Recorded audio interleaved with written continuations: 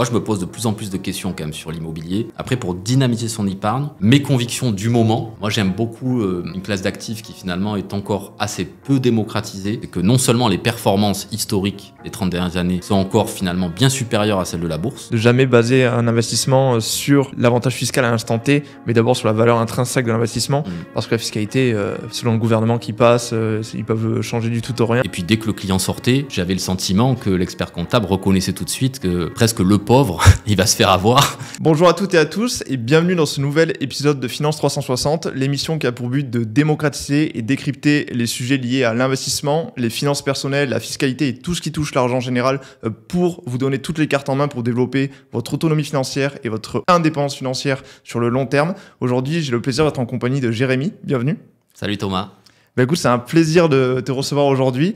Parce que donc toi, Jérémy, pour remettre un peu de contexte, tu es donc conseiller en gestion de patrimoine depuis un peu plus de 10 ans maintenant. Donc tu es un expérimenté du métier. Tu formes même maintenant des conseillers en gestion de patrimoine et des conseillers financiers. Donc tu as une grosse expérience dans ce domaine. Tu as accompagné tout type de personnes. Maintenant, tu accompagnes des personnes qui ont des patrimoines un peu plus élevés. Donc tu as un peu tout vu. Et donc ça va être avec grand plaisir qu'on va pouvoir aborder tous les sujets, à la fois techniques, à la fois sur un peu le secteur de la gestion de patrimoine, un peu les conflits d'intérêts, tout ce qu'il peut y avoir aussi qui est un peu décrié sur tout ça. Est-ce que pour commencer, tu pourrais juste te présenter et nous dire un peu qu'est-ce qui t'a amené à la gestion de patrimoine au final? Bien sûr, avec plaisir. Alors effectivement, tu le dis, les CGP, je sais que sur Internet notamment, on peut taper facilement dessus. Et je suis le premier à reconnaître que c'est à juste titre, parce que c'est vrai que c'est un marché dans lequel il y a des abus, il y a des dérives, et il y a vraiment à boire et à manger, mais j'ai envie de dire comme dans beaucoup de secteurs d'activité. Donc je pense qu'on va discuter aussi de comment identifier et faire le tri dans tout ça. Moi, j'ai découvert le métier complètement par hasard. Je ne savais même pas qu'il existait. Je ne viens pas d'une famille qui a de l'argent spécifiquement ou qui a eu besoin de ce genre de service. Donc j'imaginais pas que ça existait en fait. Mais le hasard a voulu qu'après mon école de commerce, j'ai travaillé pour un cabinet d'expertise comptable, première expérience professionnelle, et tout de suite, je me suis pris de passion, et ça, ça remonte à 2007, pardon. Ok. Ouais. Donc voilà, j'ai une quarantaine d'années, donc j'ai démarré assez jeune dans ce milieu, mais sans connaître grand-chose. Et dans le domaine de l'expertise comptable, assez rapidement, moi, j'avais la responsabilité d'un service qui traitait de la fiscalité immobilière. C'était le début de la mode des locations meublées. LMNP, etc. Le LMNP. Donc, nous, on avait un pôle dédié à ça. Et finalement, je faisais aussi de l'expertise comptable classique sur les sociétés et du commissariat aux comptes. Mais ça a été mon premier pied dans les sujets de fiscalité personnelle liés au patrimoine personnel de dirigeants d'entreprise. Et ça m'a plu tout de suite, le monde de l'investissement. Et assez rapidement, comme je le raconte souvent, j'ai pu constater que beaucoup de dirigeants qui venaient nous voir, ceux qui avaient la chance de bien gagner leur vie et faire du résultat, chaque année, ils venaient nous voir en disant « mais comment j'optimise mon résultat ? Comment j'investis cet argent que je gagne ?» Et l'expert comptable, et moi je trouvais ça très étonnant à mon jeune âge, de voir que l'expert comptable bottait en touche en disant « non mais ça c'est pas nous, allez voir votre banquier, allez voir votre assureur, allez voir un CGP ». Et puis dès que le client sortait, j'avais le sentiment que l'expert comptable reconnaissait tout de suite que presque le pauvre, il va se faire avoir par un CGP, mais il m'expliquait dans la foulée que lui ne pouvait pas prendre la responsabilité de le conseiller sur ces sujets d'argent parce que voilà, il y a les aléas des marchés financiers. Si lui disait fais ça et que ça se passe pas bien, ça allait se retourner contre lui, etc. Il disait c'est pas notre métier et donc on va laisser les autres faire, même s'il savait par avance que ça risquait d'être déceptif pour le client. Et moi je me disais mais c'est très bizarre comme posture. Alors j'ai compris avec le temps qu'il y a la déontologie de l'expert comptable qui fait qu'il était précautionneux par rapport à ça. Mais je me disais, il doit bien exister un métier qui permet de faire du conseil et en même temps d'accompagner les gens aussi dans cette démarche de recherche de solutions concrètes à mettre en œuvre.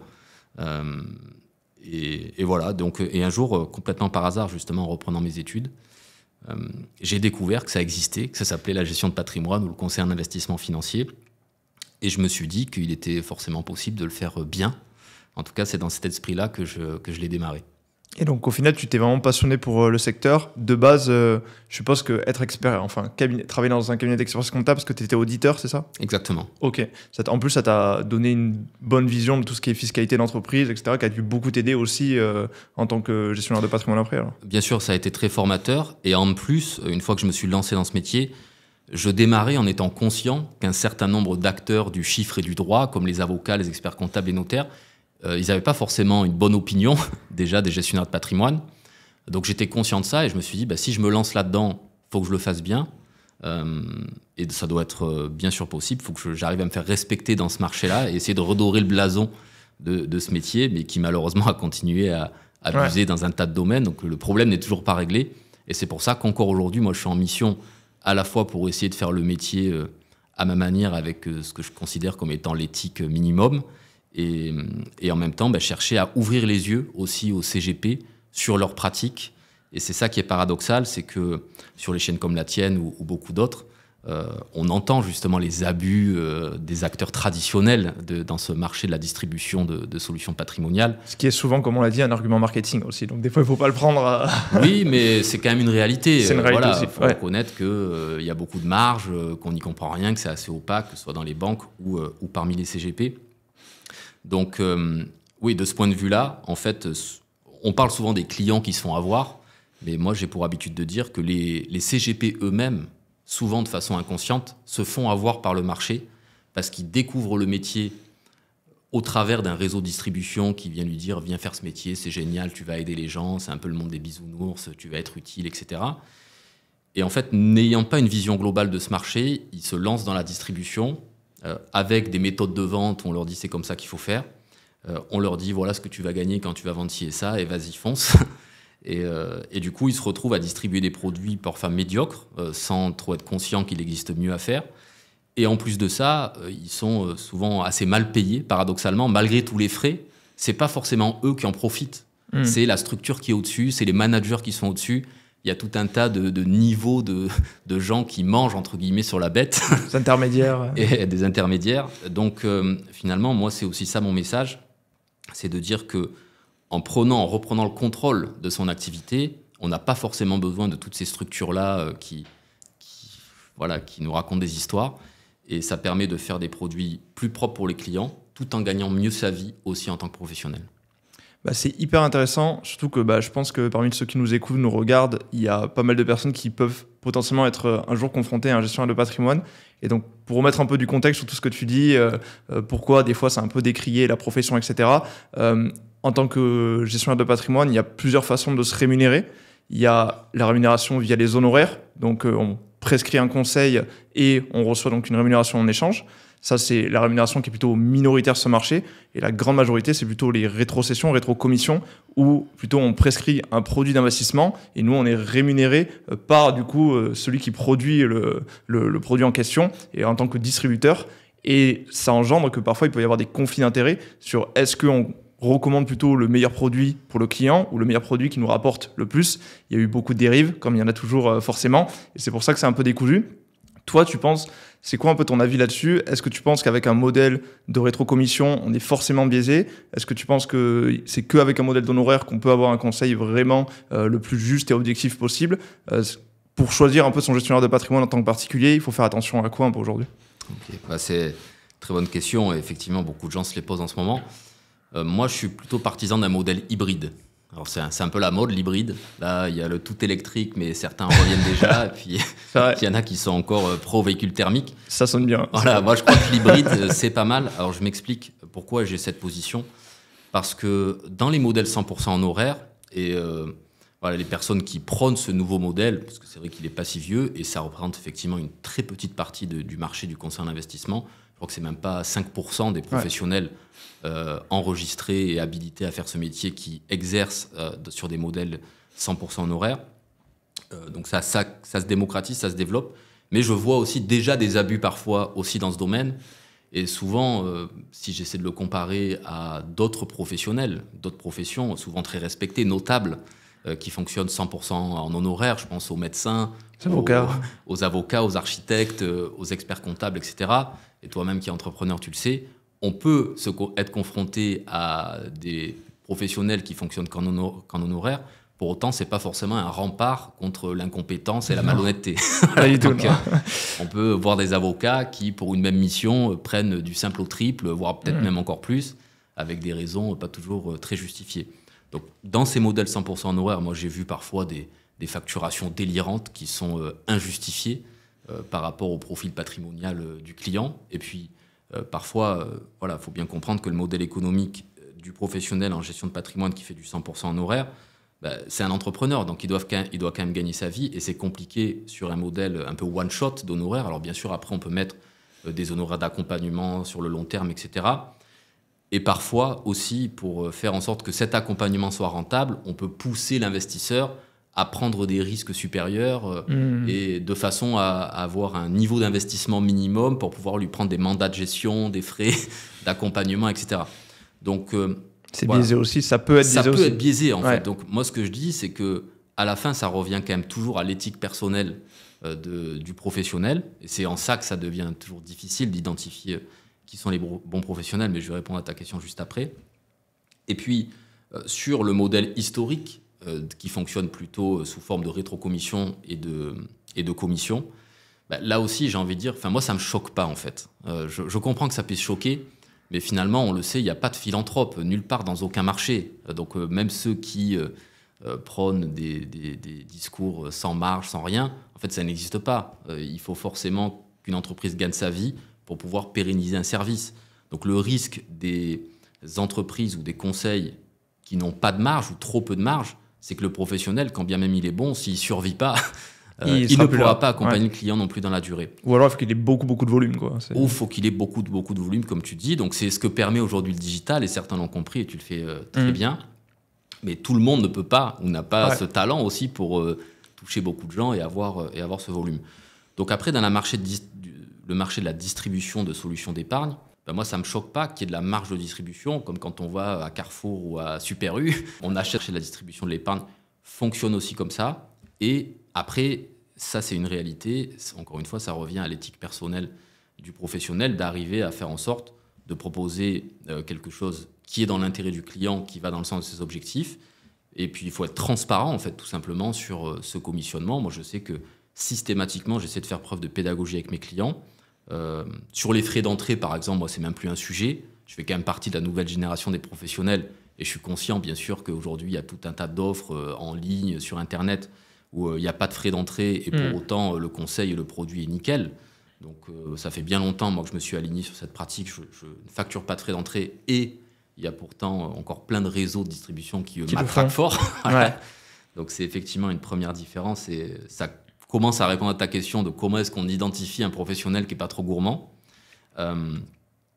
Mais oui, sur ce modèle de frais, en fait, au-delà des frais d'entrée, il y a après les frais de gestion, souvent qui devient un sujet dont les investisseurs prennent de plus en plus conscience, grâce aussi à des personnes comme vous qui sensibilisent les gens sur cette chose. Et sur les frais de gestion, moi, j'explique aux clients pourquoi ils payent des frais de gestion, pourquoi, en passant par mon intermédiaire, ça va être quand même plus cher qu'un contrat avec moins de marge, parce qu'effectivement, moi, je ne peux pas les accompagner s'il n'y a pas de marge. Ouais. Voilà. Mais je pense que si c'est clair et que c'est transparent et que le client l'accepte, alors il n'y a pas de problème. Et je lui explique bien la différence, que s'il passait directement sur un autre contrat, ça lui coûterait moins cher. Par contre, ce serait à lui de le suivre et d'essayer d'être autonome. Donc, grâce à des personnes comme toi, là aussi, ils vont pouvoir se renseigner sur les ETF, sur tout un tas de choses qui permettent d'optimiser. Mais tu le sais très bien, malheureusement, un certain nombre d'investisseurs, et c'est quand même une très grande partie du marché, peut-être 90-95% des gens, quand bien même on leur explique comment le faire par eux-mêmes, ils veulent déléguer. Ils ne veulent pas le faire, ils n'ont pas le temps. Donc, ils préfèrent à ce moment-là payer un peu plus cher pour être accompagnés. Mais ça fait totalement sens. Et au final, en fait, ce qui va faire toute la différence, c'est plutôt qu'on prenne une marge sur les produits, par rapport aux produits qu'on recommande. En fait, je trouve pas qu'il y ait forcément de problème, parce que si c'est un produit dont on est sûr de la qualité, qu'on aurait recommandé, c'est bien la question à se poser, je trouve, c'est est-ce que j'aurais recommandé ce produit si jamais j'étais indépendant et si jamais je prenais pas de commission dessus. À partir du moment où on est sûr de ça, qu'on prenne une commission dessus, ça change pas grand-chose. Et au final, c'est notre rôle de conseiller qui est rémunéré par cette commission. Comment on fait quand on est un jeune conseiller en gestion de patrimoine, qu'on vient juste de se lancer dans le domaine, pour trouver en fait les produits à recommander? En fait, ça marche comment? On doit s'orienter vers qui? Comment on choisit quel produit on va recommander, etc. Comment ça marche, toutes ces commissions, etc. Alors là, c'est vrai qu'on pourrait évidemment c'est un sujet très large. Parler de beaucoup de sujets, mais finalement, ça revient aussi à comment trouver un bon gestionnaire de patrimoine qui va essayer de travailler proprement. Et effectivement, pour être propre, il faut trouver des produits corrects. Et là, je vais aller plutôt dans ton sens, et peut-être que je ne me ferai pas des amis si certains professionnels m'écoutent. C'est vrai que Déjà, il faut comprendre qu'il y a plusieurs niveaux et différentes typologies d'habilitation pour faire notre métier de façon réglementée et réglementaire. Donc, il y a l'intermédiation en assurance, donc pour faire tout ce qui est assurance vie, contrat de capitalisation. Il y a le conseil en investissement financier pour faire tout ce qui est bancaire, private equity, non coté, SCPI, plein d'autres choses comme ça. Et ce qu'il faut bien comprendre, c'est que, bon, évidemment, et ça, je pense que chacun le sait ici, et je ne critique pas encore une fois les banquiers qui font leur travail et qui travaillent au sein d'institutions parfois respectables, mais on le sait, leur conseil il est forcément biaisé. Ouais, là, c'est évident. Ont des objectifs de vente et ils essayent de défendre l'intérêt du client, mais tout en respectant quand même les objectifs imposés par la hiérarchie. Donc je ne parle même pas de ce sujet-là, mais après dans le monde des indépendants, entre guillemets, au sens juridique, pas forcément au sens réglementaire, dans le sens où effectivement ceux qui sont indépendants, c'est des gens qui justement ne font plus que de l'honoraire aujourd'hui. Donc dans ce marché des gens qui le font à leur compte, il y a effectivement, et c'est très compliqué pour les gens de le comprendre, il y a des mandataires et des courtiers. Alors là, on rentre dans une subtilité peut-être, mais pour moi, c'est une des façons d'identifier la typologie de professionnels qu'on a en face de nous. Souvent, les mandataires, qui s'appellent parfois aussi consultants patrimoniaux, parce qu'ils n'ont pas le niveau pour être courtier. Un courtier, c'est quelqu'un qui est en direct avec une compagnie d'assurance et qui a l'habilitation maximum pour travailler en direct avec une compagnie et avec un client. Okay. Et en fait, un courtier, il est propriétaire de ses clients, de son portefeuille. Un mandataire, il travaille pour une structure qui lui délègue une autorisation de faire le travail. Okay. Et cette structure, en fait, elle a tendance à imposer des produits, imposer des pratiques commerciales, imposer un niveau de frais pour rémunérer en fait toute la chaîne de distribution, les managers, comme je le disais tout à l'heure, et puis la structure globale. Et finalement, un mandataire, il est fragile parce que souvent, il a un environnement produit limité, lui aussi, alors même qu'il est à son compte, donc il n'est pas salarié, il est sans filet. Et comme en fait, en plus, il est mal payé parce qu'il y a tellement de gens qui mangent sur son dos et son travail, ben, il peut avoir la tendance, surtout au début, de vendre des produits qui vont lui permettre juste de vivre ou de survivre plutôt. Et c'est en ça qu'il peut y avoir un biais encore plus fort, à mon sens. Et en plus, c'est bien dommage pour eux, puisque finalement, le travail n'est pas facile, de gagner la confiance des clients, travailler dans la durée, etc. Et finalement, il est propriétaire de rien, ni des clients. Et puis, je te dis, il est globalement assez mal payé pour son travail. Donc, il est incité à vendre des produits margés pour survivre. Et ça, c'est un souci qu'ont beaucoup moins les courtiers, donc des personnes qui ont le niveau maximum d'habilitation qui permet de mieux vivre du conseil en investissement. Et donc, forcément, quand on en vit mieux, on a la possibilité d'être moins gourmand et de faire les choses de façon plus pérenne. C'est super intéressant et je pense que pour tous ceux qui nous regardent ou nous écoutent, ça peut être très utile quand on va avoir un conseil de gestion de patrimoine, toutes ces subtilités, savoir est-ce que la personne est plutôt courtier, mandataire, comment elle se rémunère, via rétrocession, honoraire, au moins ça permet d'avoir des bons réflexes pour identifier les bons professionnels. Maintenant, si on passe un peu dans le monde un peu de la technique pure de la gestion de patrimoine, pour essayer d'apporter vraiment de la valeur sur comment construire et bâtir et structurer aussi, puisque c'est tout l'enjeu aussi de la gestion de patrimoine, un beau patrimoine quand on veut se développer. Pour une personne qui débute, qui commence à avoir un peu d'argent, une bonne capacité d'épargne, etc., qui commence à s'intéresser, à se dire moi j'aimerais développer mon patrimoine, le structurer, etc. Toi, tu recommanderais d'aller vers quoi en premier, de s'intéresser à quel type de problématique en premier? J'ai beaucoup réfléchi à cette question parce que tu as eu la gentillesse de m'envoyer quelques questions en avance, notamment celle-là, parce que c'est un peu une question tarte à la crème. Ouais. On peut partir aussi dans plein de trucs. Dans plein de choses. Parce que j'ai eu de tout sur le podcast. Il y a eu des gens, ils me diraient direct immobilier, il n'y a que ça, bourse, un peu de choses. Et là, gestionnaire de patrimoine, je trouve que c'est pas mal parce que tu as une vision large et tu vas pas me dire moi je suis investisseur immobilier, du coup que l'immobilier, moi je suis investisseur en bourse, du coup que la bourse. Tu peux être un peu tout, quoi. Exactement.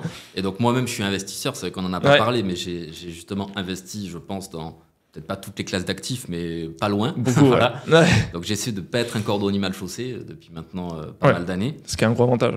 Et justement, quand j'essaie de prendre un peu de recul sur ce que j'ai pu faire, et pour répondre à ta question, ça va peut-être te surprendre, mais ce dans quoi j'investirai en tout premier, c'est vraiment poser une stratégie. Et cette stratégie, elle n'est pas forcément directement dépendante de ce dans quoi on va investir. Okay. Dans le sens où, déjà, ça dépend tellement de la sensibilité du client, son âge, son profil de risque, etc. Donc, on ne peut pas faire de généralité. Bien sûr. Ouais. Par contre, si je pouvais donner un conseil, c'est vraiment de réfléchir à une stratégie pour augmenter ses revenus. Alors, je m'explique. On parle d'investissement et de toute façon, pour investir, il faut de l'argent. Ouais. Parce que souvent, on dit, voilà, il faut investir, il faut faire ci, il faut faire ça. Ouais. Mais en fait, dans tous les cas, il faut en avoir les moyens dans un premier temps. Si tu as 10 € par mois, ça sera compliqué. Voilà. Alors, c'est bien d'encourager les gens à verser quand même 10, 50 € par mois. C'est mieux que rien. Bien sûr. Ça permet de bien mettre le pied à l'étrier.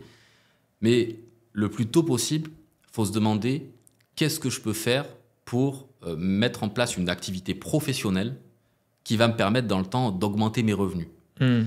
Et c'est ça, en fait, qui va nous donner ensuite le choix d'investir dans telle ou telle classe d'actifs. Parce que quand on parle de bourse, de crypto, voilà, encore une fois, c'est super. Mais si on n'a que 10 ou 50 € par mois pour le mettre, on n'aura jamais un patrimoine de dingue. En fait. Oui, ça va capitaliser, etc. Mais ça ne va pas nous changer la vie. Ouais. Pareil, si on fait de l'immobilier, on sait que le gros intérêt de l'immobilier, c'est d'utiliser le levier du crédit.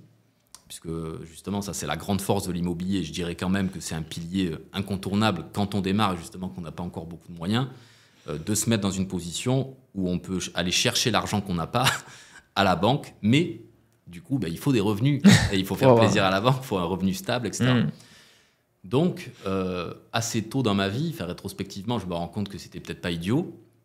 Quand j'ai découvert justement ce métier de la gestion de patrimoine, je me suis dit c'est génial parce que je vais apprendre comment investir de par mon métier. Je vais côtoyer en plus d'investisseurs qui, dans les échanges, des gens plus expérimentés que moi et qui ont partagé leurs réussites et leurs échecs. Moi, ça a été un accélérateur incroyable pour comprendre qu'est-ce qui marche et qui ne marche pas.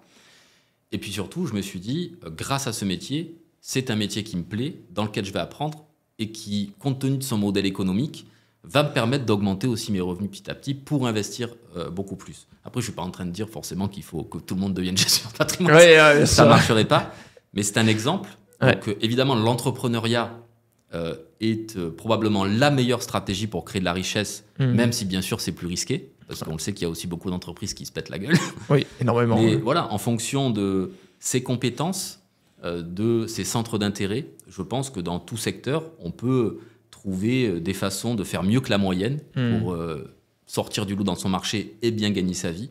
D'où après la question des marges et tout. Une entreprise, effectivement, elle doit être rentable. Mais après, pour tous ceux qui n'auraient pas envie d'être entrepreneurs, je pense qu'aujourd'hui, il y a plein de moyens de réfléchir. En fait, il faut réfléchir à quels sont les secteurs dans lesquels je peux être employable ou employé, secteur d'avenir, dans lequel il y a de la marge, pour que mon employeur puisse augmenter mon revenu, etc. Ou développer des compétences spécifiques sur le digital, sur l'intelligence artificielle aujourd'hui, des compétences en management, parce que trouver des bons managers, c'est très dur, et les entreprises aujourd'hui, elles sont prêtes à payer cher pour avoir de bons managers. Développer des compétences en vente, parce que justement, on parlait de l'audit tout à l'heure. Ça, peut-être, ça a été une de mes chances. C'est qu'en ayant fait de l'audit financier, on vient auditer des boîtes, tous secteurs d'activité confondus. Et moi, assez tôt dans ma vie, j'ai vu les écarts de salaire qu'il y avait à poste équivalent, selon les secteurs d'activité où il y avait plus ou moins de marge. À poste équivalent, un ingénieur dans une boîte qui gagne beaucoup d'argent et un ingénieur où le secteur il est challengé, il est pas du tout payé pareil. Ouais. J'ai pu voir qu'effectivement, les managers et ceux qui font des métiers de vente sont souvent beaucoup mieux payés que ceux qui font des métiers d'administratif ou de back-office, etc. Et ça a toujours été vrai. Donc, pour ceux qui veulent développer leur patrimoine, je pense la stratégie professionnelle d'augmentation de revenus est un vrai gros sujet. Parce que c'est ça qui va après déterminer les moyens, justement, d'investir. Mais bon, pour répondre quand même à ta question sur quelque chose de encore plus concret, tu l'as compris, moi, j'ai quand même, pour ceux qui démarrent, parce que c'est ta question, une préférence aujourd'hui pour l'immobilier, puisque c'est le seul moyen d'aller chercher l'argent qu'on n'a pas. Maintenant, ça ne veut pas dire qu'il faut le faire, évidemment, dans n'importe quelle condition, à n'importe quelle période. Et il y a des moments plus favorables que d'autres pour le faire. C'est super intéressant, je ne m'attendais pas à ça comme réponse. Et en fait, c'est totalement vrai, parce qu'on parle souvent, l'investissement, ça permet de démultiplier son capital. Donc du coup, pour pouvoir faire un peu un effet exponentiel. Mais s'il n'y a pas de capital de base qu'on met un peu dans la machine, forcément, ça ne marche pas. Et on dit souvent les revenus passifs, etc. Mais j'aime bien la phrase qui disent les revenus actifs rendent riches, les revenus passifs rendent libres. Parce qu'il faut d'abord avoir des revenus actifs pour pouvoir les investir dans la machine. Et ça peut passer par plein de façons différentes. Je pense aussi que ça peut passer aussi par une meilleure gestion de son budget, des fois, pouvoir avoir une meilleure capacité d'épargne, des choses comme ça. Mais c'est clair que c'est une question à se poser si on a l'ambition de bâtir un gros patrimoine, de d'abord comment je vais augmenter mes revenus actifs avant d'investir pour avoir plus de choix. Exactement. Ben, super intéressant. Pour enchaîner sur cette personne un peu qui débute dans le monde de l'investissement, il y a un autre débat que j'aurais aimé aborder avec toi et avoir ton point de vue. C'est quand on est par exemple jeune actif, qu'on commence à avoir, on a trouvé la fameuse opportunité où on commence à avoir des bons revenus, comme tu dis. Et là, on a un dilemme qui se met à nous. On se dit, ok, j'ai les moyens d'aller emprunter de l'argent à la banque. Est-ce que il vaut mieux que j'achète ma résidence principale? De cette façon-là, je suis plus locataire et ce que je paye tous les mois, ça va plus à un propriétaire, mais ça va à moi directement. C'est une sorte d'épargne forcée. Ou est-ce qu'il vaut mieux que j'utilise cette capacité d'emprunt pour investir d'abord dans l'immobilier et moi rester locataire tranquillement, avoir moins aussi d'obligations, etc. C'est un gros débat. C'est quoi un peu ton positionnement là-dessus? C'est vrai que c'est un très gros débat. Je sais pas si j'imagine que toi-même tu as peut-être déjà créé des contenus sur ce sujet où tu as exprimé ton avis. Je ne connais pas ton avis d'ailleurs, Okay, ouais. mais je vais te donner le mien. J'ai une chaîne YouTube d'ailleurs qui est beaucoup plus modeste que la tienne, je pense, mais donc effectivement on n'en a pas parlé, mais comme toi j'ai créé un peu de contenu sur un compte qui s'appelle Les Investisseurs Malins. Ouais. Et il y a quelques années en arrière j'avais fait une vidéo là-dessus sur comment déterminer dans son cas personnel s'il vaut mieux opter pour l'achat de sa résidence principale ou plutôt l'investissement locatif, voire même le débat, c'était même pas ça, c'était est-ce qu'il vaut mieux être locataire ou propriétaire de sa résidence principale. Ouais, carrément. Et j'ai expliqué tous les critères qui permettent de le terminer. Cette vidéo date un peu, mais j'ai tout décrypté quelque part pour se poser les questions étape par étape. Donc évidemment, la réponse, c'est ça dépend. Ah, tu t'en doutes. Est-ce qu'il vaut mieux résidence principale ou investissement locatif? Moi, je dirais que ça dépend surtout de sa situation personnelle, familiale et professionnelle.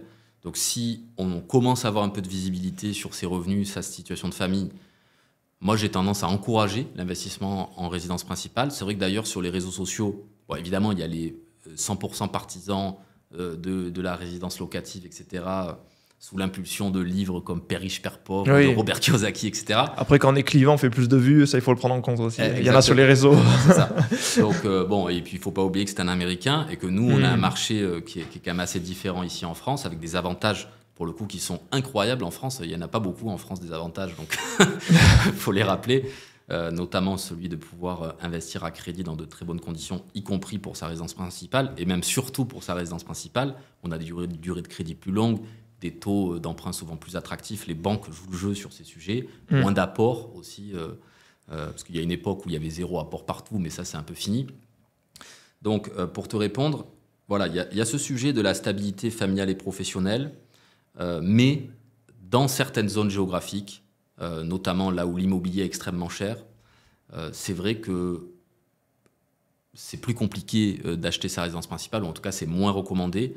Et finalement, pour avoir fait justement ce calcul, c'est une question de durée pendant laquelle on estime rester à cet endroit qui va vraiment faire la différence. Et moi, je les calcule. Et ça dépend des taux d'intérêt aussi. Ça joue énormément, puisqu'évidemment, plus les taux sont hauts, plus la mensualité de remboursement va être importante et plus le capital qu'on amortit chaque mois quand on paye son crédit et qu'on le rembourse, il va être faible. Plus le taux est élevé, plus on amortit le capital au début de façon faible, parce qu'on paye beaucoup d'intérêts au départ. Quand les taux sont plus bas, évidemment, on rembourse le capital plus rapidement. Et donc ça, ce sont des facteurs qui vont influer sur le moment, la durée minimum sur laquelle il faut rester chez soi pour dire oui, à la fin, c'était plus intéressant d'être propriétaire ou locataire. Parce que à niveau de logement égal, aujourd'hui, si tu vis à Paris dans un T2, je ne sais même pas combien ça vaut, une fortune dans certains quartiers. Si tu payes ton bien, je ne sais pas moi, 600 000 euros, ça va te coûter, je ne sais pas combien de milliers d'euros, je n'ai pas les chiffres en tête malheureusement, surtout avec les taux actuels, mais ça va te coûter peut-être 2 ou 3 000 ou voire même plus de remboursement mensuel, alors qu'en étant locataire, ça va te coûter que 1 600 euros. que 1 600 euros. Donc cet écart entre 3 000 euros en tant que propriétaire pour rembourser le crédit parce que le bien coûte très cher versus 1 600 € en tant que locataire, effectivement, dans ce cas de figure, si je reste que quelques années, ça vaudra le coup de rester locataire et le différentiel que je ne mets pas dans le remboursement de mon crédit, il vaudra mieux le mettre dans un investissement locatif qui sera plus rentable. Mais si je vis dans un territoire où pour le même bien, je suis locataire à 1 000 € et si j'emprunte pour acheter ce bien, je paye 1 000 € d'échéance de crédit, finalement, par le jeu de l'amortissement du capital, je vais même plus loin dans la vidéo en tenant compte des charges qu'on a aussi quand on est propriétaire. Ouais. J'essaie vraiment d'être juste taxes dans mon explication. Eh bien, voilà, les taxes foncières, il y a quand même un certain nombre de charges qu'on a quand on est propriétaire et pas quand on est locataire. Eh bien voilà, ça permet de déterminer qu'est-ce qui est le plus intéressant. Mais, pour répondre là aussi, moi j'ai une préférence pour l'achat de la résidence principale. Bon, aussi, il faut le dire parce que je viens d'Avignon. Donc effectivement, je viens de... Alors, c'est pas le moins cher de France non plus, hein. Ça reste le sud de la France, en Provence, on est bien, l'immobilier est quand même pas donné. Mais ça reste à mon avis, plus intéressant assez rapidement, d'après mes calculs. La moyenne, je dirais, c'est que entre locataire et propriétaire, il faut au moins rester 5 à 7 ans, même dans ces endroits-là, pour que ce soit vraiment plus intéressant. Sinon, l'investir dans le locatif, et le locatif rentable, hein, parce qu'après, même dans le locatif, parce que même ce débat-là, de résidence principale versus locatif, ça dépend quel type d'opération locative tu fais. Ouais, parce que tu peux faire du locatif et avoir un rendement pourri. C'est à moins 500 tous les mois. Voilà, et être plombé complètement en termes d'endettement et tu peux plus rien faire non plus. Donc après, là, il faut aussi s'éduquer pour bien faire les choses. Mais par contre, et ça je sais que tous les investisseurs le savent, les banques, elles sont quand même sur un logiciel dans leur tête où elles préfèrent, avant de prêter pour faire du locatif, elle préfère quand l'investisseur a déjà stabilisé quelque part son patrimoine avec l'acquisition de sa résidence principale. Dans l'esprit du banquier, ça veut dire qu'on est face à un profil qui n'est pas spéculateur, qui est stable. Et les banques, elles aiment les gens stables. Et souvent, d'ailleurs, on voit sur les réseaux sociaux la fameuse pyramide du patrimoine qui a été démocratisée par des confrères à toi et reprise par des amis comme Guillaume Simonin, Nicolas Decodin, etc. Enfin, un certain nombre de créateurs de contenu qui ont remis au goût du jour cette pyramide du patrimoine que je trouve très, très intéressante. Et même eux, souvent, présentent cette pyramide avec à la base la résidence principale. Ouais.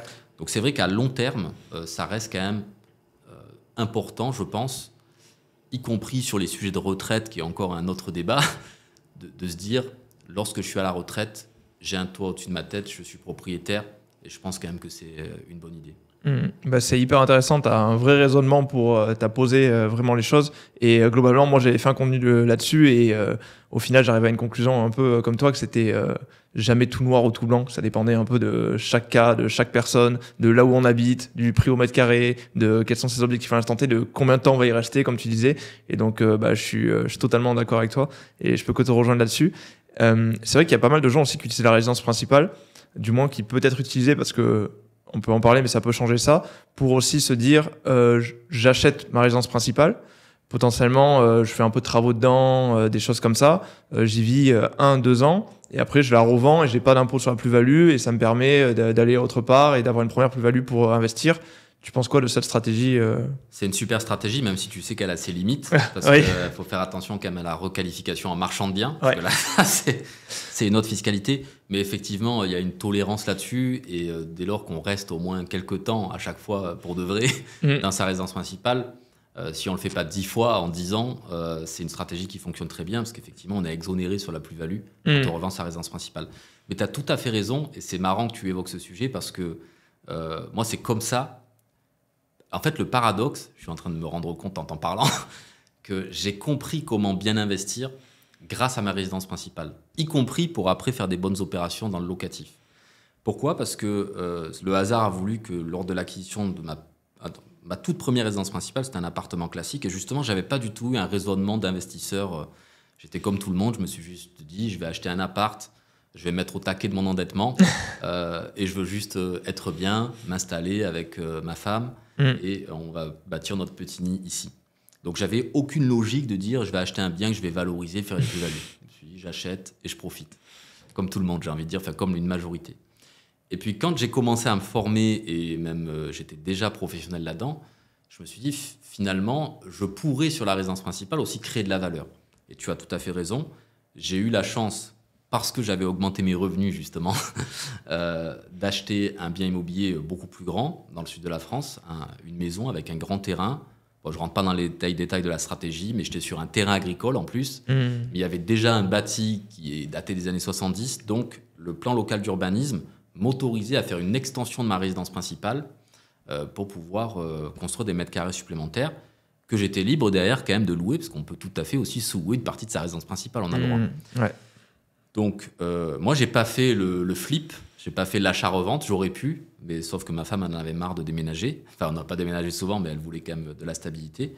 Par contre, j'ai réfléchi cette deuxième acquisition en me disant, je vais rénover mon bien, parce qu'effectivement, il était dans son jus. Je vais prévoir une enveloppe travaux, je vais valoriser le bien, et je sais que si je la revends juste après, de toute façon, je gagnerai de l'argent. Et en plus, j'ai recherché un bien dans lequel je pouvais faire ce genre d'astuce, de faire une extension, sous-louer une partie. Et aujourd'hui, en fait, sur ma résidence principale, j'ai 2 appartements qui me financent en fait les 2/3 du remboursement du crédit de la maison. Et en fait, j'ai réussi à créer un effet de levier sur ma résidence principale, même si je ne l'ai pas revendue. Ça fait maintenant plus de 10 ans que j'y habite. Et effectivement, si je la revendais aujourd'hui, non seulement je récupérais beaucoup de capital, mais en plus, ça ne m'a pas coûté grand-chose parce que mes locataires ont financé les 2/3 du remboursement de mon crédit. Donc, C'est vrai que... on peut tout à fait utiliser la résidence principale Comme levier. Comme levier et réfléchir de cette façon. Alors là, c'était peut-être un cas un peu particulier. Effectivement, ça ne se trouve pas partout en France. Mais en tout cas, la logique, c'est celle-là, de se dire, est-ce que j'ai un bien que je peux en détacher, peut-être acheter un peu plus grand que ce dont j'ai besoin, mais du coup, ça me fait une surface locative pour m'aider à rembourser le crédit dans son ensemble, ou faire des travaux pour m'assurer que si je le revends, j'ai revalorisé le bien, je peux faire une plus-value. Après, je pense qu'il faut aussi faire attention à l'aspect fiscal. C'est vrai qu'ils avaient abordé l'éventualité dans le projet de loi finance 2025 de passer l'exonération sur la plus-value de la résidence principale de 1 an à 5 ans, il me semble. Oui. Auquel cas, ça changerait un peu toute la stratégie sur ce point-là. Là. Alors aujourd'hui, c'est même 0, parce qu'il n'y a même pas de délai. Enfin, il faut rester en théorie 1 an, mais il n'y a même pas dans les textes de durée vraiment fixée. Effectivement, on parle souvent de 6 mois, 1 an. Tu as raison, maintenant, il parle de rester au moins 5 ans. Ça changerait pas mal de choses. Ouais, c'est vrai que ça changerait pas mal de choses. Et puis, sur ce qu'on vient d'évoquer, c'est-à-dire louer une partie, évidemment, il y a aussi la fiscalité des revenus locatifs qui est un peu plus compliquée dans ce schéma-là, puisque on peut plus difficilement appliquer de l'amortissement si on fait de la location meublée, puisque la plus grosse partie, en fait, de la valeur du bien reste sa résidence principale. Donc, on ne peut pas amortir... l'entièreté, j'ai envie de dire, de son investissement pour minorer la fiscalité des revenus locatifs. Bon, ça, c'est encore un autre sujet. Qui est très très vaste en France. Et qui est en plus complètement mouvant au moment où on se parle. Donc, tout le temps. On ne va pas trop se prononcer là aujourd'hui. C'est sur ça, avec le projet de loi finance, au début, moi, j'essayais sur les réseaux sociaux de mettre à chaque fois une story en disant changement. Après, j'ai arrêté parce que tous les 2 jours, je me contredisais en fait. Donc, du coup, maintenant, j'attends que les textes officiels. Quand il y a des annonces, je dis plus rien parce que ça peut évoluer très vite. Si on sort un peu du scope de l'immobilier maintenant, imaginons une personne, elle commence à avoir pas mal d'épargne sur ses livrets, sauf qu'on le sait aujourd'hui, l'inflation est souvent supérieure au livret, donc du coup on perd un peu du pouvoir d'achat. Il y a aussi l'instabilité du système de retraite qui fait qu'on n'est plus très sûr sur son avenir financier, et la personne, elle a déjà par exemple sa résidence principale, ou elle a déjà un locatif, etc. Comment elle peut dynamiser l'argent qu'elle peut avoir de côté potentiellement pour ne pas être victime un peu du contexte économique? Alors c'est vrai que on parlait à l'instant de l'immobilier. D'ailleurs, pour vraiment clore ce sujet, on disait que c'était super pour créer de l'effet de levier, etc. Mais je ne sais pas quel est ton avis là-dessus. C'est super pour démarrer un patrimoine, mais moi je me pose de plus en plus de questions quand même sur l'immobilier, y compris à long terme. Okay. C'est vrai qu'on a grandi dans un environnement où on nous a toujours dit c'est stable, c'est la pierre, ça existe. Il y a toujours un besoin, il manque des logements, etc. Là, je ne sais pas si tu suis toutes ces informations-là, mais moi, là, par exemple, le facteur démographique est quand même un vrai sujet. Il y a quelques années, on nous disait qu'on allait se retrouver à 10 milliards sur la planète. Et là, il y a maintenant de plus en plus d'analystes qui nous montrent que dans la majorité des pays développés, on ne fait plus d'enfants. Ouais. Et peut-être ça posera un sujet aussi sur l'immobilier, sur l'offre. Et peut-être que finalement, un jour, on se retrouvera avec moins de demandes, moins de croissance, etc. C'est vrai aussi d'ailleurs pour l'immobilier de bureau, bien sûr. Mais bon, là pour l'instant, je ne veux pas être trop alarmiste. Moi, je pense qu'il y a encore plein de choses à faire. Mais sur l'immobilier, moi je pense que l'époque est finie.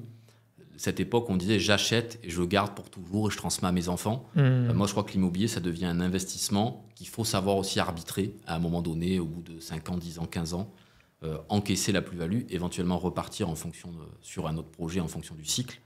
Mais à long terme, moi, je suis de moins en moins partisan de conserver l'immobilier, y compris pour la transmission. C'est souvent un boulet. Moi, je le vois dans les familles. C'est des sources de conflits, etc. Et la plupart des enfants, ils préfèrent largement récupérer du cash qu'un bien immobilier sur lequel ils vont se retrouver en indivision et à se disputer est-ce qu'on vend ou est-ce qu'on ne vend pas, etc. Donc, je referme cette parenthèse sur l'immobilier. Mais après, pour dynamiser son épargne, mes convictions du moment, parce que tout est cyclique. Moi, j'aime beaucoup une classe d'actifs qui finalement est encore assez peu démocratisée, mais qui se démocratise, pour ça que je vais en parler.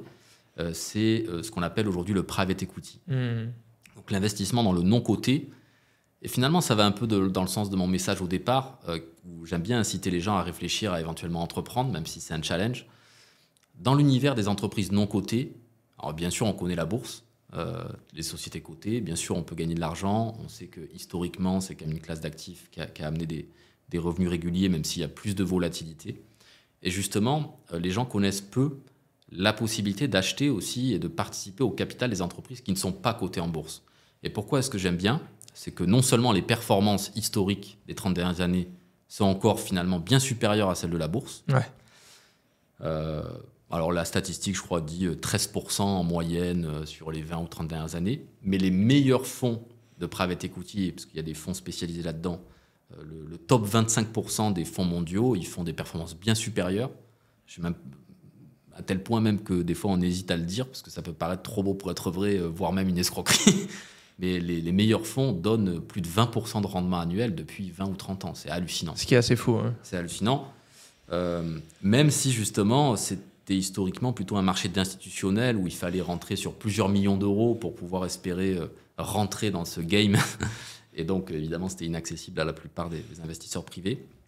Là, maintenant, ça se démocratise. Alors, quand on parle de démocratisation, le plus souvent, pour investir en direct dans des fonds de private equity, le ticket minimum, c'est 100 000 euros. Donc, c'est quand même pas rien. Un peu plus démocratisé, mais ça reste... démocratisé. Parfois, on peut avoir des dérogations à 30 000 dans certaines conditions.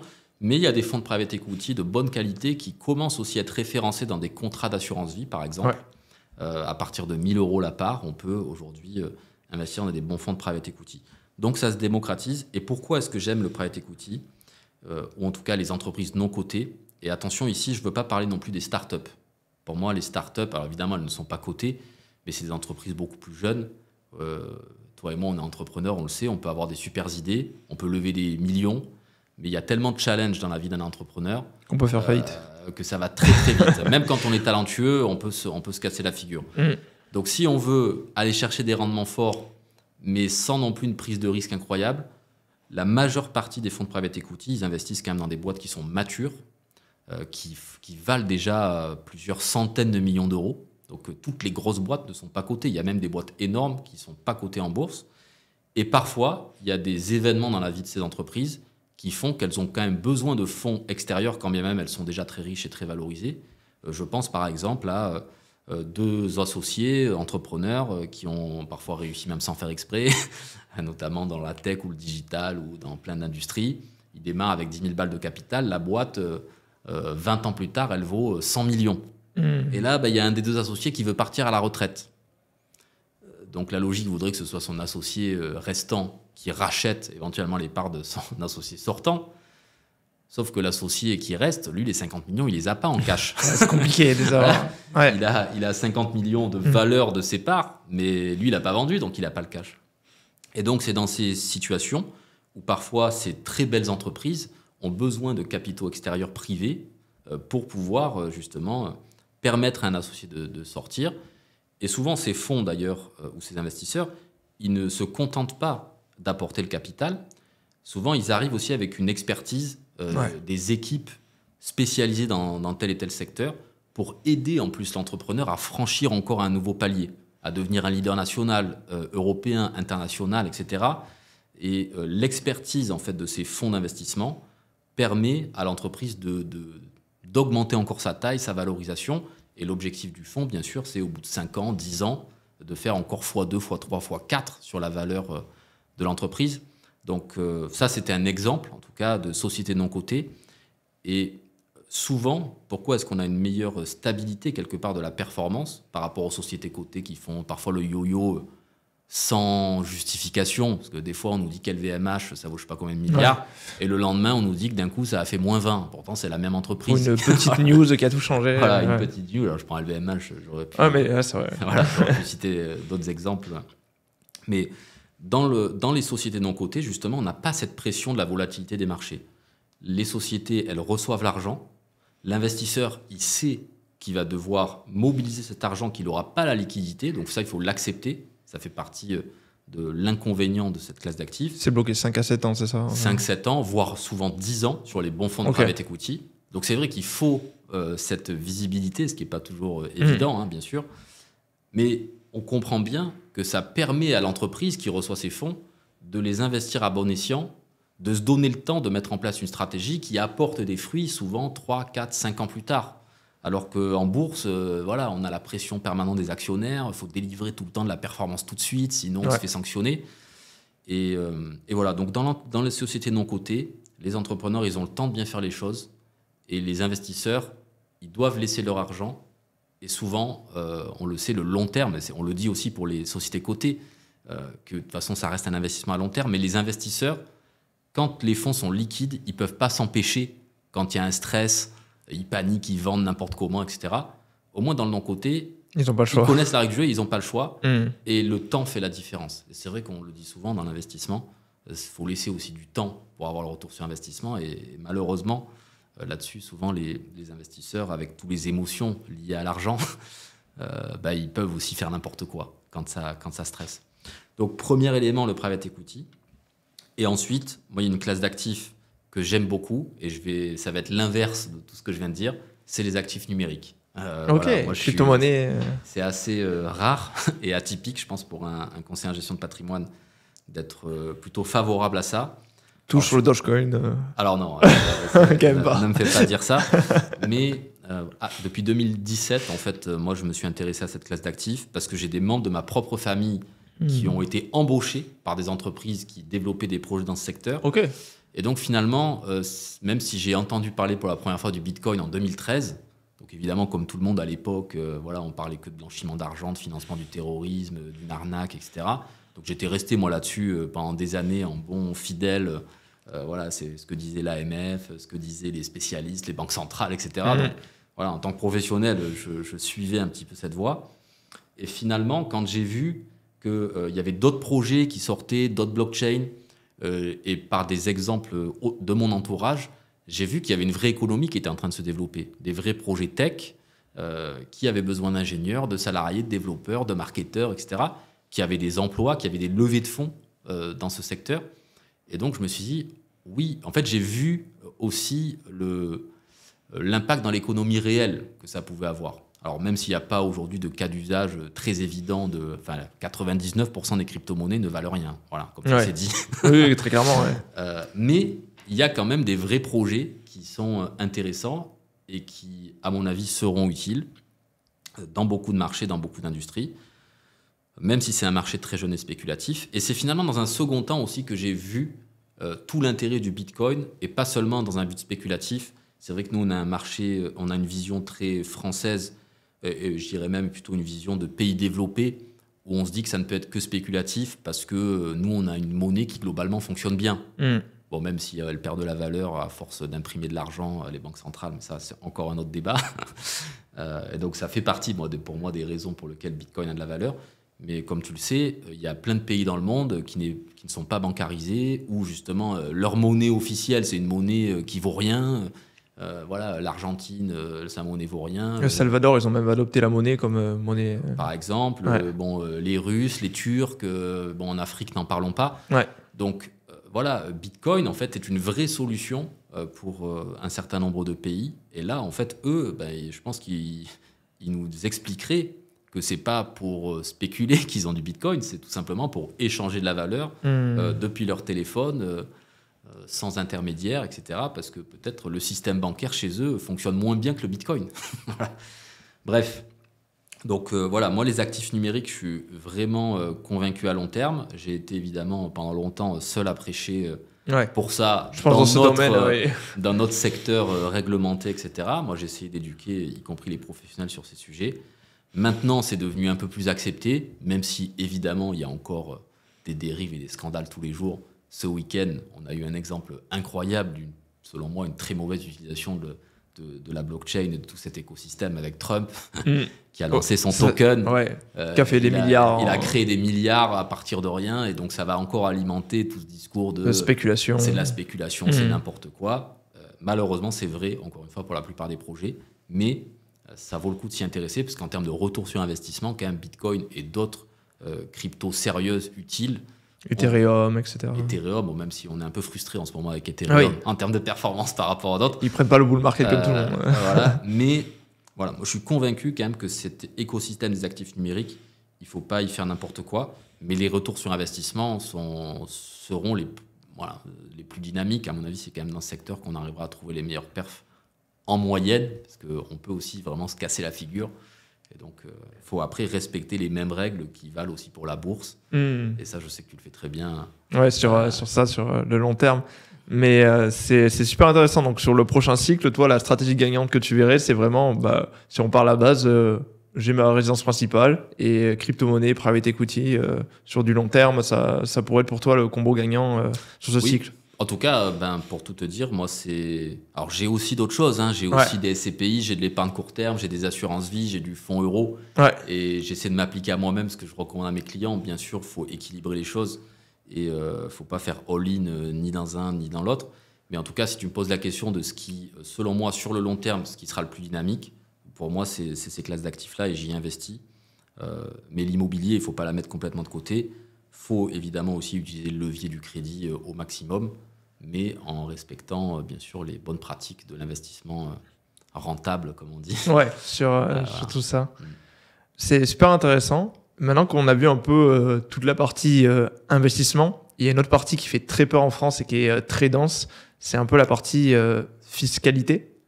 Quand on commence à investir, que ce soit en immobilier, que ce soit en placement financier, etc., c'est quoi pour toi les points de vigilance sur la fiscalité qu'il faut faire le plus attention au début sur sa situation et les erreurs que tu vois le plus souvent? Ouais. En fait, sur la partie fiscale, là aussi, c'est très difficile de répondre à cette question, surtout dans l'environnement actuel. On le voit, on peut difficilement se projeter à long terme sur la fiscalité. On voit qu'en fonction des gouvernements, ça peut changer très très vite. Donc attention justement à baser ces raisonnements et ces investissements sur la base des avantages fiscaux, parce qu'ils peuvent disparaître du jour au lendemain. Donc bien être vigilant sur la rentabilité et le rendement intrinsèque de son investissement, indépendamment des avantages fiscaux qui sont là-dessus. Maintenant, bien sûr, c'est aussi notre métier d'optimiser la fiscalité. Ce qu'on constate, et ça, pour le coup, Kiyosaki, le fameux. J'en fais une blague, mais ça, pour le coup, je trouve qu'il a assez raison. C'est vrai aux États-Unis, c'est vrai aussi en France. La fiscalité des entreprises est souvent plus stable. Et même en France, loger son patrimoine ou ses investissements dans des structures... je ne dis pas qu'il faut les loger dès le départ dans des structures liées à l'impôt sur les sociétés, parce que souvent, c'est réservé quand même à des patrimoines plus importants. Mais c'est vrai que les structures... qui ont une fiscalité à l'impôt sur les sociétés. Donc cette fiscalité a tendance à être plus stable, on se fait moins piéger. Et surtout, la force des structures à l'impôt sur les sociétés, c'est qu'on est taxé sur le revenu ou le profit dont on profite réellement, si je peux dire. C'est-à-dire que quand on le sort de la société, là, on est taxé. Donc c'est pour ça qu'il faut avoir une gestion aussi prudente, pas s'enflammer, pas flamber son argent. Tu disais tout à l'heure... faire gaffe à son budget, etc. Ça fait partie aussi des bonnes pratiques en matière de gestion de patrimoine. Et ça permet en fait de laisser l'argent se capitaliser dans des structures qui sont moins fiscalisées à long terme. Bon, après, bien sûr, il faut aussi profiter à un moment donné. Chacun sa philosophie. Pas le plus riche du cimetière. Il ne faut pas être le plus riche du cimetière. Mais voilà, la fiscalité IS, c'est intéressante. Et donc, pour tous ceux qui démarrent leur patrimoine, évidemment, il ne faut pas directement créer des holdings, etc. Ce n'est pas ma position. Mais quand même réfléchir à des investissements ou des structurations où on aurait l'option de transformer sa structure dans une structure à l'IS. C'est-à-dire on peut démarrer à l'impôt sur le revenu et transformer à l'IS si la situation change. et peut-être que c'est la stratégie qu'adopteront beaucoup d'investisseurs demain en fonction des réformes immobilières, d'apporter peut-être certains biens à des structures, à l'IS pour protéger son patrimoine. Donc voilà, après il y a quand même malgré tout des enveloppes fiscales qui restent intéressantes en France. Tout à l'heure je disais qu'il ne fallait pas le faire en fonction des avantages fiscaux, mais il y a quand même des dispositifs qui sont depuis des décennies soutenus par les gouvernements, qui sont eux-mêmes bien conscients qu'il faut encourager les Français à préparer une épargne privée pour leur retraite. Parce qu'en fait, ils savent eux-mêmes que c'est quand même globalement défaillant, tout ce qu'ils nous ont mis en place. Donc je pense qu'ils ne vont pas remettre en cause, ça peut être à la marge, mais voilà, l'assurance vie, on peut y avoir des débats, évidemment, il faut être vigilant à ce qu'on y met dedans, les frais du contrat, etc. Mais l'assurance vie est un outil intéressant pour optimiser sa fiscalité pendant la vie du contrat et aussi, surtout, pour un côté transmission. Ouais. Le PEA est intéressant. Le PER, pour moi, il y a un peu plus de débat, mais ça peut être intéressant. Le plan d'épargne d'entreprise, ouais. On parle peu souvent. Si on a la chance de pouvoir en bénéficier au sein de son entreprise ou de le mettre en place dans sa propre boîte, c'est génial. Voilà. Mais on n'en parle pas souvent. Et encore une fois, ce n'est pas tout le monde qui peut y avoir accès, mais ça, pour le coup, ça peut être vraiment un outil puissant. Donc voilà, il y a quand même des enveloppes fiscales, comme on dit dans notre jargon, qui sont intéressantes à exploiter pour équilibrer, encore une fois, son patrimoine de façon globale. Super intéressant. Et c'est vrai que c'est un truc que tu as dit et que je dis souvent de jamais baser un investissement sur l'avantage fiscal à l'instant T, mais d'abord sur la valeur intrinsèque de l'investissement. Parce que la fiscalité, selon le gouvernement qui passe, ils peuvent changer du tout au rien. Et donc, c'est vrai que c'est intéressant. Et pareil, sur l'aspect société, j'avais pu ici interviewer, que tu connais, je pense, Simon d'Aragon. Ah bien sûr, ouais. Je suis avec lui dans 2 jours. Ah ben voilà, parfait. Et il avait dit quelque chose d'assez intéressant sur la fiscalité société vs particulier. Il avait dit que la grande différence, c'est que les particuliers, ils reçoivent leurs revenus, ils payent l'impôt sur ce revenu et ensuite ils dépensent ce qui reste. Alors que les sociétés, ils reçoivent les revenus, ils dépensent du coup leurs charges et ensuite ils payent l'impôt sur ce qui reste, donc du coup après avoir dépensé. Et c'est ça la grande différence au final avec les sociétés. Je trouve que c'est plutôt bien résumé sur ça. Exactement, et en France, on est vraiment puni si on cherche à spéculer à court terme et à consommer les revenus qui sont générés. Ce n'est pas le cas ailleurs, hein, malheureusement. Ouais. Y a plein de pays où on peut générer de l'argent vite et pas être fiscalisé. Ce n'est pas le cas ici. Donc on est obligé de mettre en place des stratégies plus long terme. Sur le long terme. Pour terminer notre échange, il y a un aspect que je voulais aborder avec toi. Aujourd'hui, donc, en plus de tes activités de conseiller en gestion de patrimoine et d'investisseur, tu formes aussi des conseillers financiers et des conseillers de gestion de patrimoine toi-même. Pourquoi tu as choisi cette voie d'aller former à ton tour des conseillers financiers et des conseillers de gestion de patrimoine ? Ça s'est fait par hasard. En fait, moi, tu l'as compris, ça me passionne. Je pense que notre métier, il est utile. Je pense qu'il a encore de l'avenir. Et je pense qu'on peut très bien gagner sa vie si on le fait bien, sans arnaquer les clients. Voilà, dans un modèle hybride, on en a parlé au tout début, donc on boucle la boucle. Mais effectivement, il y a très peu de gens qui savent comment le faire. Parce qu'en fait, peu importe les formations académiques, on peut faire 3 masters en gestion de patrimoine, on peut faire des formations réglementaires chaque année. Personne ne nous explique jamais quel modèle économique adopter pour faire les choses proprement. Et souvent, c'est juste le fruit de partage ou d'expérience avec d'autres. Et moi, un jour, après 10 ans dans le métier, avoir travaillé un peu en banque privée, après avoir aussi fréquenté des réseaux de mandataires que j'ai un peu dénoncés, entre guillemets, tout à l'heure, mais j'en ai fait partie. Et j'ai vu justement à l'intérieur les dérives et les limites de ces systèmes-là. Et donc, un jour, j'ai eu la chance d'avoir des gens qui m'ont ouvert les yeux sur tout ça. Et le jour où je l'ai réalisé, il y a une citation que j'aime beaucoup, et ça me permet, ta question, de finir là-dessus. C'est une citation de Sénèque. C'est un truc qui dit dans le genre les plus belles découvertes cesseraient de me plaire si je devais les garder pour moi. Et en fait, une fois que moi j'ai compris ces choses-là, j'ai pas pu m'empêcher de le partager avec des copains anciens de la banque privée qui s'étaient eux-mêmes lancés à leur compte, ou d'autres personnes que je connaissais qui étaient dans d'autres modèles de distribution. Et en fait, c'est eux qui m'ont appelé d'abord pendant le Covid, où je pense que ça a perturbé beaucoup de gens, évidemment. Ils pensaient qu'ils avaient plus de métier demain, donc eux, ils savaient que je m'étais vraiment lancé de façon autonome avec un nouveau modèle. Ils me disaient, mais alors comment tu fais maintenant, etc. Et quand je leur expliquais, ils m'ont dit, mais explique-nous comment on peut collaborer. En fait, j'en sais rien, moi, j'ai jamais fait ça. Mais on a échangé, on a trouvé un modèle qui correspondait bien, dans lequel eux-mêmes étaient propriétaires de leur business, autonomes, et moi, je leur apportais du back-office, du réglementaire, des partenariats, de l'échange de bonnes pratiques, de la formation, de l'animation commerciale. Et le fait d'échanger ensemble aussi a permis à chacun de progresser.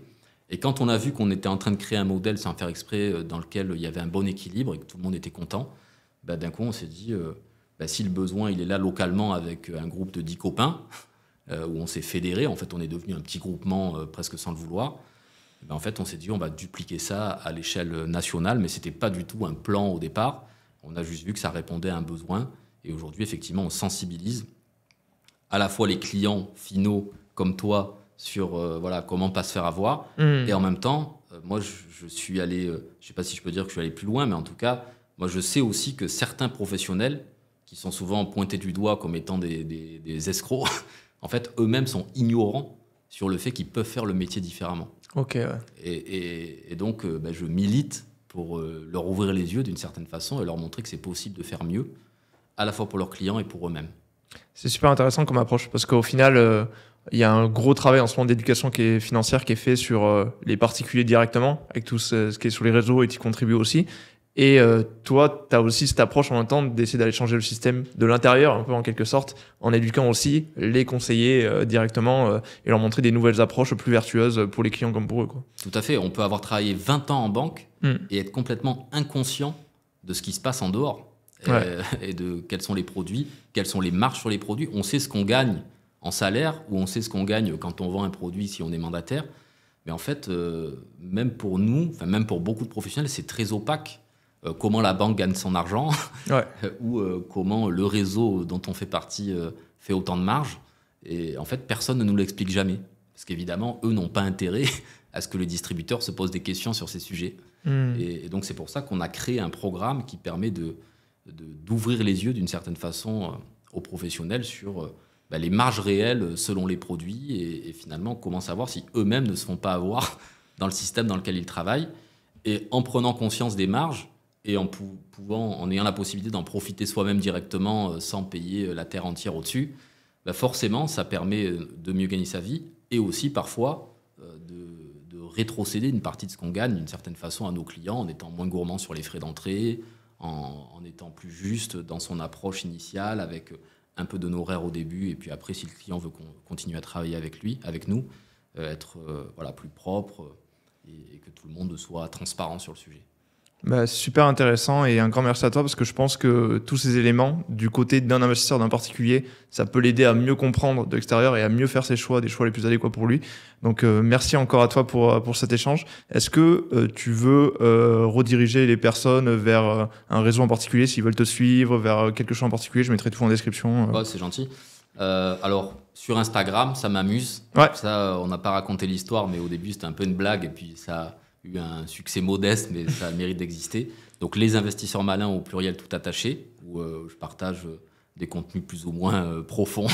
Mais en tout cas, on peut me contacter par ce biais. Puis sinon, sur LinkedIn, Jérémy Barré, où c'est la version un peu plus académique. Top, je mettrai tout ça en description, comme ça si les personnes veulent te contacter ou voir un peu ce que tu fais, ils pourront y aller facilement. Un grand merci à toi encore et un grand merci à tous ceux qui nous regardent et nous écoutent. Si vous voulez également commencer à investir, je mettrai le lien d'une petite formation totalement gratuite en description. Vous pouvez cliquer si ça vous intéresse et je vous dis à très vite, prenez bien soin de vous, bye.